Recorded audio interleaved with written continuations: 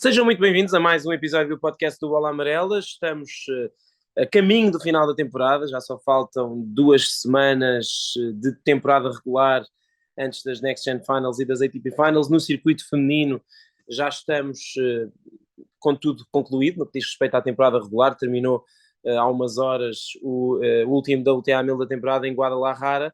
Mas se calhar antes de irmos aos resultados, vamos começar por aquela notícia foi a grande notícia da semana, relacionada também com o circuito feminino, com uma jogadora que está no top 10, que acabou a temporada no top 10, que parecia, de certo modo, até estar a acreditar que os próximos anos da sua carreira iam ser, em princípio os últimos, mas iam ser muito fortes, tendo em conta que contratou um novo treinador, o Patrick Mouratoglou, mudou completamente a sua equipa, a sua empresária e tudo mais, mas a verdade é que Simona Halep soube-se esta semana que ela, no início do mês de outubro, recebeu a notificação de que tinha acusado positivo num controle antidoping durante o US Open.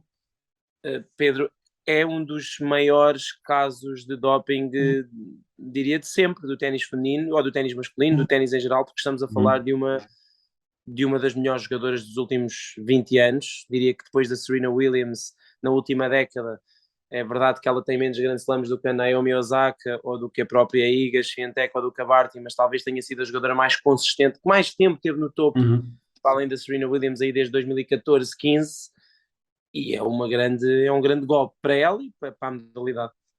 É um grande golpe e é tudo muito estranho. Isto é tudo muito esquisito, porque hum, temos ouvido muitas pessoas a falar em relação a isto, todas elas a defenderem a Alep, a dizer que não imaginam, que não conseguem, têm a certeza absoluta que ela não fez isto de propósito, no mínimo que ela não fez isto de propósito, de colocar alguma substância que pudesse ajudá-la, de fazer batota, que ela fosse fazer isso. O Darren Hale disse que é absolutamente impossível que ela, a saber, tenha posto alguma coisa no corpo que não fosse legal, a dizer que ela era muito exigente com os médicos, com todas as prescrições que tinha, mas isto é tudo muito esquisito, porque depois o que é descoberto no sangue dela não é uma coisa que haja em barras energéticas, não é uma coisa que vem por acaso, portanto, é tudo muito esquisito e é um golpe muito duro à imagem dela, ao ténis, porque mesmo que ela venha a ser ilibada, há pessoas que já não vão ver isso, vão só ver que uma antiga número 1 do mundo, uma atual top 10, testou positivo num controle antidoping.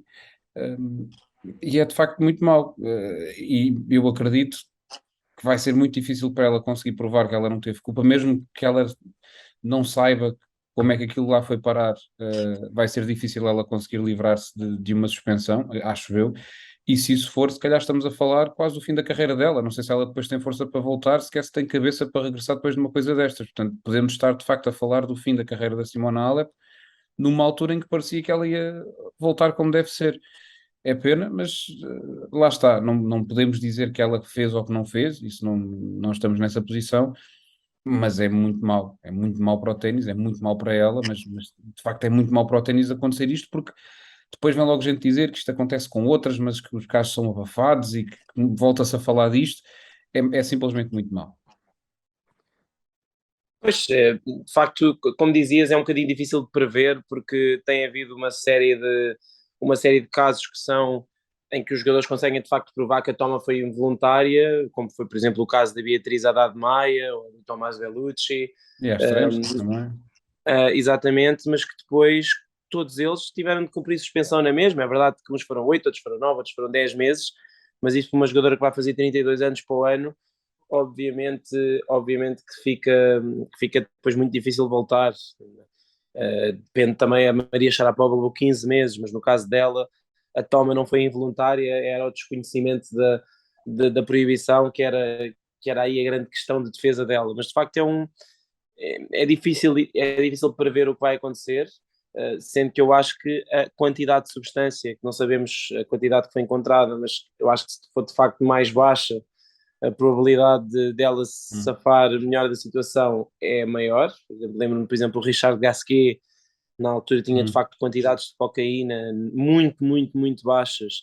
Isso fez com que ele, eu penso que levasse, nem sequer fosse punido, ele levou só aqueles 3 meses de suspensão provisória, acabou por nem sequer desaparecer durante muito tempo. O Marin Cilic também chegou a ser suspenso, mas sem grande duração. Mas sim, ela para já indicou já indicou, penso que formalmente, que se quer defender, e agora tudo isto vai seguir os trâmites legais. Acredito que vai ser um processo ainda relativamente longo, oxalá se possa resolver até ao final do ano, para perceber quando é que a Alep poderá voltar a jogar. Agora parece mais ou menos evidente que ela tão cedo não irá voltar a competir, e assim também se explica um bocadinho melhor aquela questão do Patrick Exato, Mouratoglou ter dito exatamente. que ela o tinha incentivado a procurar um novo jogador, quando não fazia grande sentido se de facto fosse apenas por causa da operação a nariz, porque ela aparentemente ia voltar no início da próxima temporada. E deu-se o caso, esta semana sai a notícia, e no momento em que sai a notícia está o Holger Rune a jogar, e há as imagens do Patrick Mouratoglou lá a apoiar o dinamarquês, enquanto isto, claro que ele já sabia, como é evidente, mas Sim, quando se tornou claro. público estava lá, e há pronto, essa ironia quase. Sempre que há outra, em relação ao Patrick Mouratoglou, há de facto muita gente a relacionar, obviamente, esta situação com a nova equipa técnica, se bem que, enfim, estou em crer que foi uma mera coincidência, Sim. e houve até gente que considerou que ele tinha sido nas suas declarações públicas em relação a este caso pouco, enfim, que não a tinha apoiado o suficiente, por exemplo, em comparação com o Darren Cahill, que ontem fez um post Hum. super longo sobre uma jogadora em relação à qual ele é provavelmente a figura mais importante sempre da Sim. carreira. Treinou há 6 anos, esteve com ela ao lado dela em todos os grandes momentos, e saiu em defesa dela. Mas na verdade não houve muita gente a sair em defesa da Simone. Houve a Sorana Kirsteia, que é a sua compatriota, que apesar de não ser muito sua amiga, aliás até se disse que ela saiu na altura da seleção da Fed Cup por elas não se darem, mas demorou poucas horas a ser em defesa da Simona. Mas de facto é isso, nestas situações é muito complicado que nós tenhamos uma crença. É claro que nós que comentamos e que falamos e que escrevemos sobre a Simona há muitos anos, custa-nos sempre a querer uma coisa destas, mas a mim custa-me sempre a querer em relação a quase toda a gente, não é? Pois. É difícil pôr em causa a seriedade. Só sobre a substância, tu escreveste logo naquele dia um texto sobre isso, para quem não sabe o que é que aquela substância pode fazer ou Então, pode ajudar. aquilo é um medicamento, uma substância para tratar anemias e também doenças crónicas dos rins, que o que aquilo tem é potencia a produção de glóbulos vermelhos, e, grosso modo, o que aquilo faz é com que a resistência do atleta seja muito maior. E é fácil entender porque é que isto é proibido. Portanto, na teoria, quem toma uma coisa daquelas em grandes substâncias, em grandes quantidades, há de ter mais resistência do que os outros. É algo que na família da EPO, que é muito conhecida no ciclismo, por todos os casos que já houve nessa modalidade. Portanto, tem a ver com isso, com o aumento da resistência física ao produzir mais glóbulos vermelhos. Portanto, é por aí. Agora, resta saber como é que ela tomou, em que circunstâncias é que foi, como é que isto tudo foi acontecer. Vai ser isso que ela tem de explicar. Sim, e basicamente se ela conseguir provar, prescrição médica, que tudo aquilo que ela tomou era apenas para compensar o facto de ser anémica, obviamente que aí a situação ficaria mais fácil de defender, mas é complicado, até porque pelo menos do ponto de vista público, nunca se soube de facto que a Simona sofria de anemia. Portanto ela vai Pois. ter que se justificar. Acho que vai ser complicado, mas é como dizes, é um tipo de substância muito utilizado em modalidades como o ciclismo, onde os casos de doping se multiplicaram ao longo dos anos, também porque, verdade seja dita, é uma modalidade em cuja resistência física é uma coisa quase sobre-humana, e estes casos acontecem muito, mas, mas sim, toda esta substância e o facto dela ter efetivamente uma relação causa e efeito naquilo que é a tua performance desportiva, ainda que ela tenha perdido na primeira ronda do torneio onde acusou positivo, Pois, essa ironia. faz com que, sim, oxalá, independentemente do que ela tomou, não resultou muito bem, de facto, não era a substância não foi particularmente eficaz. Mas vamos ver então o que é que esta situação nos vai trazer nos próximos meses, sendo que é sempre super desagradável termos casos de doping no ténis, obviamente no desporto em geral, mas no ténis, que é a modalidade que seguimos mais de perto, em particular. No circuito feminino, curiosamente, a Simona sem jogar desde o US Open e sem ganhar encontros desde Cincinnati, ela se jogasse, ou se estivesse capaz de jogar, mesmo assim ainda conseguia ter sido suplente das WTA Finals. Ela acabou a temporada em 10º lugar do ranking da race para Fort Worth. Havia 5 lugares em aberto no início da semana em Guadalajara, se bem que se percebeu logo que 4 deles estavam praticamente entregues à Coco Gauff, à Caroline Garcia, à Arina Sabalenka e à Daria Kasatkina. Havia uma grande questão em relação ao outro, com muitas jogadoras em aberto. Ficou para a Maria Sakkari, que não só conseguiu ganhar, não só conseguiu ficar com essa vaga, como chegou à final do torneio e até foi parar ao top 5, ou melhor, ao top 5 da race, porque ela no ranking está um bocado mais para baixo, porque já caíram os pontos das finals, mas ela é a quinta, vai ser a quinta cabeça de série das WTA Finals. Um torneio que foi ganho pela Jessica Pegula. Ela só tinha ganho um torneio, aliás, a final foi contra a Sakkari. Elas só tinham uma e outra, apesar de serem jogadoras do top 10 há algum tempo, só tinham títulos de 250, e em 2019. Mas a Jessica Pegula é impressionante a sua temporada. Eu estava há pouco a ler, ela, dos grandes torneios, dos WTA 1000 e dos Grand Slams, só em 2, Indian Wells e Wimbledon, é que ela não chegou à ronda prevista pelo seu seeding, o que é de facto impressionante. Faltava-lhe um título, esse título apareceu numa semana animada em que ela até salvou match points logo na primeira ronda contra a Helena Rybakina. Mas como é que olhaste para o facto dela finalmente ganhar um torneio, e também para toda esta questão das finals, onde a Sakkari conseguiu ficar com o lugar mesmo no limite? Quanto à Pegula, é inacreditável. Eu diria que, e ela já falou disso, mas eu diria hum, que olhando para o que a Jéssica Pegula era há uns anos, ela tem 28, portanto ela não é uma miúda, não apareceu agora. Ela, por exemplo, andamos aqui para trás 5 anos, ela em 2017 acabou, teve como melhor ranking nesse ano, número 167. Em 2020 acabou o ano como número 62 do mundo. E agora, de repente, é a jogadora que nas últimas 2 épocas é quem tem mais vitórias nos torneios da WTA 1000.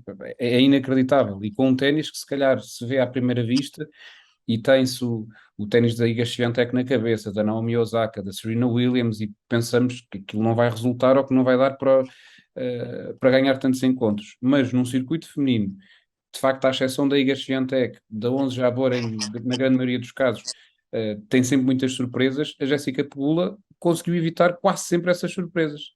Também é verdade que depois chegava aos confrontos, por exemplo, com a Iga Swiatek, e aí não conseguia também ela surpreender. Mas a verdade é que é número 3 do mundo com todo o mérito, e a jogar como ela estava em Guadalajara. Claro que as condições são diferentes no Texas, mas vai ser uma adversária muito difícil de bater. Por esse motivo é que é muito difícil derrotá-la. Ela agarra-se muito ao ponto, consegue uma força mental impressionante para o que é que ela tem feito. Eu acho que é das histórias mais inacreditáveis dos últimos anos no ténis feminino, a evolução que ela dá, o salto que ela deu para de repente ser top 3 mundial. Sim, é de facto, e depois toda a história, todo o background da história dela, não é? Hum, Porque ela tem, de facto, tem um contexto que é benéfico à sua vida, porque ela vem de uma família que é dona de uma equipa de futebol americano e boa, e de uma equipa de hóquei no gelo. Os seus irmãos, ou as suas irmãs, neste caso, basicamente trabalham nos negócios da família. E ela quis sempre seguir, ou quis sempre manter-se fiel àquilo que era aquilo que ela mais gostava de fazer e para o qual tinha algum jeito, que era jogar ténis.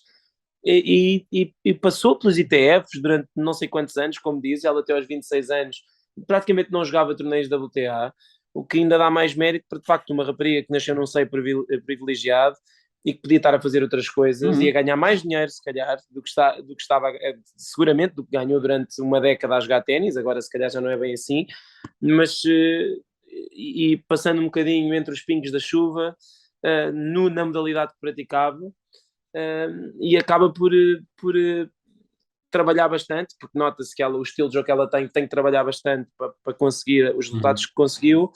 E de facto é como diz, ela não é a melhor em nada, mas é das melhores em tudo, não é? É um bocadinho Uhum. assim. Ela não tem a melhor direita, não tem a melhor esquerda, não tem o melhor serviço, não é a que se mexe melhor, nem é que tem a melhor cabeça. É também isso muito raro, porque nós de facto estamos temos um circuito atualmente com muitas campeãs de Grand Slam, com muitas campeãs da WTA 1000, com muitas jogadoras que são capazes de num dia bom derrotar qualquer jogadora, mas temos poucas jogadoras fiáveis como a Jessica Pegula. Provavelmente a única tão fiável como ela Hum. é a própria Iga Swiatek, que de facto é a única jogadora que ainda teve uma época mais consistente do que ela, ganhando 8 títulos.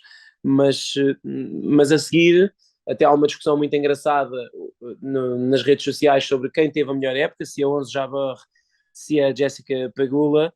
Eu continuo a preferir a época da Onze Jabeur, acho que 2 finais de Grand Slam e um título WTA 1000 em Madrid continuam a ser melhor do que obviamente fazer 10 quartos de final e ganhar um título a finalizar o ano. A verdade é que elas vão acabar, vão chegar às WTA Muito Finals muito próximos. próximas em termos pontuais, praticamente separadas por 100 pontos, mas vamos ver, eventualmente se a Pegula ganhar as Finals, se calhar aí já mudo de opinião, mas, mas não sei como é que olhas para as Finals. Eu sinceramente acho que o elenco não é particularmente entusiasmante, e digo isto com toda a honestidade. Acho que o ténis feminino tem hoje em dia muitas jogadoras muito interessantes, talvez aí umas 20, 30 jogadoras que em todos os grandes slams se espera muito delas, mas depois tu olhas para o top 10 e de facto tens provavelmente 2, 3 jogadoras que fizeram grandes épocas, e depois tu olhas para as outras aliás, a diferença pontual, é verdade que a Iga também seca um bocadinho isso, não é? Seca todas as outras, Sim. mas a diferença pontual da primeira para as outras acaba por mostrar que a primeira é muito boa, mas que se calhar as outras, houve muitos momentos em que não estiveram assim tão bem, e tu olhas, vês, a Caroline Garcia jogou bem 2 meses, um, a Arina Sabalenka, tu lembras-te muito mais dos momentos maus da época dela do que dos bons. Exatamente, exatamente. A Maria Sakkari, desde Indian Wells em março até agora, não ganhou a ninguém 2 vezes seguidas em torneio nenhum. Um, e pronto, depois de facto tens a Coco Gauff, que apesar de tudo foi muito consistente, Sim, e mas a depois olhas, própria. Sim, mas olhas para a Coco Gauff, por exemplo, e vês como ela tem sido destruída pela Iga Swiatek e não parece que sim. vai ser sequer equilibrado se elas se encontrarem por lá. Portanto, eu concordo contigo com o que estás a dizer, porque em teoria haviam de ser umas boas finals e podem ser, mas eu de facto olho para isto e acho que ninguém vai ter grandes hipóteses para com a Iga Swiatek, a não ser que ela acuse muita pressão e esteja muito nervosa e não consiga. Mas especialmente com este torneio de San Diego, eu acho que isso libertou. Mas é como tu dizes, a Iga seca um bocadinho, mas por outro lado também há estas histórias todas, como a da Pegula, como da Garcia, como a da Sakkari, que está de facto ali no top 5 ou perto do top 5. Não vou dizer que é sem saber como, mas de facto com uma série de semanas absolutamente horríveis e a jogar muito, muito mal, mostra também que às vezes o nível, ou que a coisa está mais nivelada por baixo, e o que faz com que outras vão conseguindo aparecer. Mas pode ser interessante na mesma, muito imprevisível. Eu acho que é imprevisível à exceção da Iga Swiatek. Acho que se as coisas lhe correrem normal, acho que ela ganha relativamente tranquila. Não consigo imaginar aqui um cenário em que haja qualquer coisa muito diferente. Eu não acho que a Coco Gauff, gosto muito dela, mas acho que ela não vai desatar a ganhar a toda a gente nas finals, muito menos a Iga Swiatek, com quem ela já tem claramente um problema psicológico ali para resolver. Por isso, concordo contigo. E é o que dizes em relação à Iga, de facto é difícil de imaginar. Eu acho que basicamente há 2 jogadoras nas finals, que é outra característica que estas finals têm, que, ao contrário do que costuma ser habitual. Estas finals têm basicamente, para além da Iga, 2 jogadoras que batem naturalmente forte na bola. O resto são jogadoras mais completas, não são tão agressivas assim. E essas jogadoras são as duas, na minha opinião, podem ganhar a Iga, porque num bom dia podem tirar do corte, que são a Sabalenka e a Garcia. A Garcia, inclusivamente, já o fez, este ano em terra batida. Mas acho que são as duas Sim, sim. de quem ela eventualmente terá mais receio, porque a Casa Adquina leva constantemente também grandes coças da Iga. A Goff, já referiste, a Pegula da última vez já esteve mais perto, mas perdeu também de forma clara duas ou três vezes. Acho que elas jogaram 4 na quarta vez, que foi agora em San Diego, já lhe ganhou um set, depois a chuva meteu-se, mas depois levou 6-2, 6-2. Um, a própria Onze Jabeur, sabemos o que é que aconteceu nas finais que elas jogaram, nomeadamente na do US Open. Portanto, sim, fica um bocadinho difícil de imaginar que as finals venham a ser incrivelmente interessantes do ponto de vista competitivo, embora se calhar, precisamente pelo facto do circuito estar nivelado por baixo, eventualmente, imagine, o grupo onde não estiver a IGA vai Sim, ser interessantíssimo, todos os encontros, pode haver de facto aqui encontros muito interessantes. Houve esta semana no WTA 1000 de Guadalajara, de facto, alguns encontros bem interessantes. Voltou a não ser o caso da final, que de facto foi uma final desequilibrada, mas de facto houve encontros interessantes e nesse aspecto acho que podemos tentar projetar alguma coisa de bom. Em relação a, falamos em final, se calhar tiramos já aqui para uns minutos finais só sobre aquilo que se passou na semana ATP. O Félix Auger-Aliassime ganhou um segundo título consecutivo em Antuérpia, depois de Florença, e ficou, como dizias, a semana passada apostavas bem, que achavas que ele já não ia ser ultrapassado, agora ficou ainda mais difícil. Tivemos também a vitória do Holger Rune, e falámos do Patrick Mouratoglou há pouco, primeiro torneio com o Patrick Mouratoglou na sua box ali a tempo inteiro, primeiro título para o Rune, que jogou muito, muito bem, aliás ele muito. tem feito uma época ótima, e talvez não seja tanto falado por causa do Alcaraz, é a Uhum. vida, de facto ele, acho que é sempre muito difícil hoje em dia fazer-se uma análise ao Holger Rune sem estar sempre a falar no Carlitos, o que é um bocado injusto, mas acaba por ser o preço da coisa. E em Nápoles, enfim, nós escrevemos mil coisas sobre o torneio, mas foi de facto um torneio completamente atípico, em que apesar de tudo contou com uma vitória significativa também de Lorenzo Musetti na final frente ao Berrettini, mas assim, de modo geral, o que é que destacas desta semana, sendo que a luta pelas finals está perto de ficar definida, até pode já ficar quase fechada antes de Paris. Olha, destaco rapidamente, o Holger Rune impressionou-me imenso. Aquilo que ele faz, especialmente na final com o Tsitsipas, é impressionante, porque jogou de uma maneira em que o Tsitsipas estava completamente abananado. Ele não sabia o que é que havia de fazer, porque o Rune bateu na bola com uma violência do início ao fim, sempre sem parar, sempre sem dar hipóteses. E acho que foi uma vitória muito importante para ele, um título muito importante e muito especial. Até porque o primeiro foi com a desistência do Van der Zandschulp a meio da final, quando até estava a ganhar, portanto, eu acho que este é que foi mesmo importante para o Holger Rune. Depois, a consistência do Félix Auger-Aliassime, que é bom ver, ele que a certa altura bloqueou nas finais, para ele é certamente especial conseguir ganhar 2 títulos seguidos, e depois, em relação a Nápoles, foi inacreditável o que foi acontecendo, sendo depois a final, o Musetti acho que aproveitou ali um pouco um Berrettini um pouco mais fraco fisicamente. Berrettini já começa a duvidar de facto que tenha corpo para jogar isto, está a ser muito difícil para ele, mas para o Musetti também é importante. É uma semana gira porque são 3 jogadores com 22 anos ou menos a ganhar no mesmo dia, que é algo que não acontecia há 14 anos. Escrevemos isso há pouco no site. Há 14 anos que isso não existia, não acontecia, e é interessante agora acontecer com estes. São 3 jogadores que claramente podem estar aqui desta nova geração sempre a lutar por títulos. Sim, eu fiquei muito, muito impressionado, porque infelizmente ou felizmente, enfim, porque também teve encontros bons, mas fiz esse torneio quase todo. E o Lorenzo Musetti, fiquei muito impressionado porque eu nunca o tinha visto jogar assim, nem parecido, fora da terra batida. Eu também comentei a final dele de Hamburgo, em que ele ganhou o Alcaraz, e ele jogou muito bem nesse torneio, é verdade.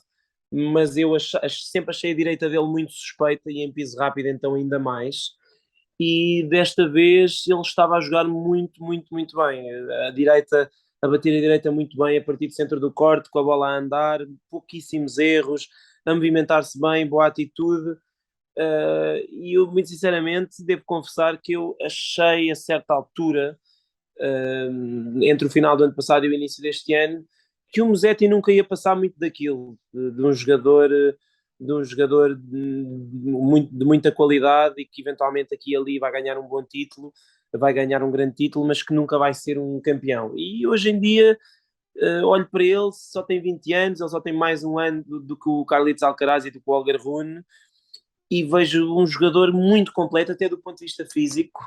Já consegue jogar pelo menos em duas superfícies, não é? E ele tinha vindo de duas meias finais consecutivas em hardcourt indoor, agora fez título em hardcourt outdoor, tem título em terra batida em Hamburgo, já tinha muito bons resultados também em terra batida, em Roland Garros, em Roma, etc. E eu agora, de facto, começo a olhar para ele com outros olhos. Acho que, sinceramente, admirava-me pouco vê-lo, se calhar, já a meio do próximo ano no top 10. Eu acho que é um bom desafio para fazermos em relação a ele e ao Rune, quem é que vai chegar primeiro ao top 10. O Rune agora é 25, o Musetti é 23, eles estão muito próximos e vão ser os dois primeiros cabeças de série das Next Gen Finals. Acho que vai ser um torneio também entusiasmante, mesmo não contando com o Sinner e com o Alcaraz, que já confirmaram que não vão, mas esses dois jogadores vai ser giro se eles eventualmente se defrontarem em Milão. Não sei se tens assim mais alguma nota desta semana, assim, alguma coisa que te lembras? Só mesmo destacar a Bia Maia apurada para as Ah, WTA Finals de pares. É histórico, primeira jogadora brasileira a consegui-lo, é notável. Parabéns à Bia, que já entrevistámos este ano. De facto, é muito bom vê-la a conseguir fazer isto. sim, incrível a época dela, não só em singulares como em pares. É que a época dela foi sensacional nas duas variantes. Às vezes parece que já foi há muito tempo e já foi, mas ela, é preciso não esquecer, foi vice-campeã de pares do Open da Austrália e é muito por isso que ela está, é muito por causa disso que ela está também com os pontos suficientes para se qualificar para as WTA Finals de pares ao lado da casaque Ana Dalinina. Bom, voltamos para a semana. Já sabem, continuem a seguir-nos nas nossas redes sociais, no nosso site. Partilhem o podcast, deixem-nos questões, sugestões. Nós estaremos cá de novo para a semana.